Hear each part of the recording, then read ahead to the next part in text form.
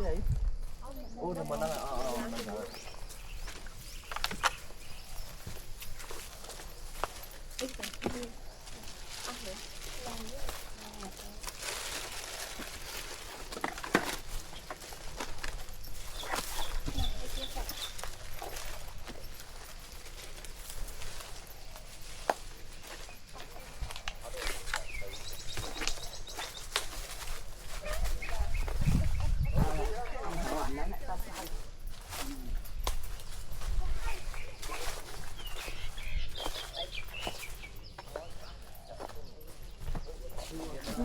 camera mẹ họ lấy tục họ tay đập mưa đập mưa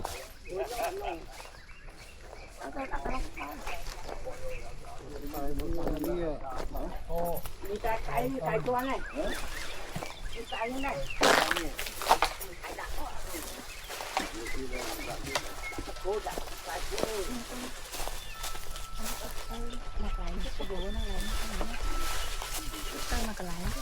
Tôi đã một nữa sao?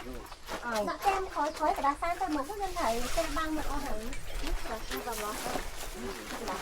Đi phải lót tay đi thang khói đi phải liền nữa không? Được không này?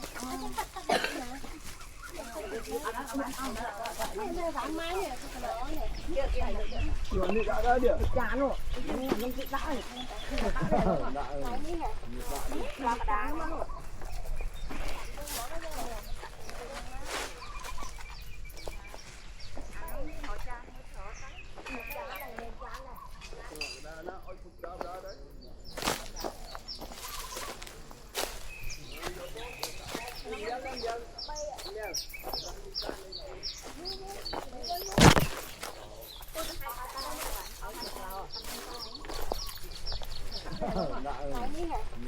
là đá mà rồi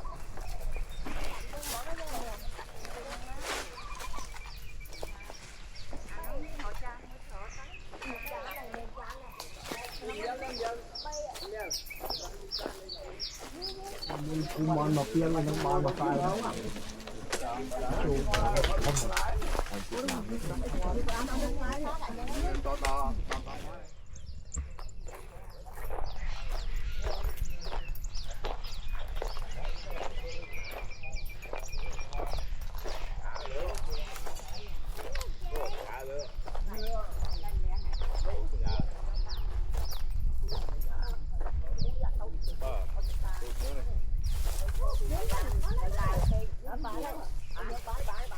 nhà đó kìa nhà đó anh cho tiền với mà chó con mới này chụp cắt luôn Quay thời gian quay gì đó. Thằng tới, hai đứa không bao giờ nghe.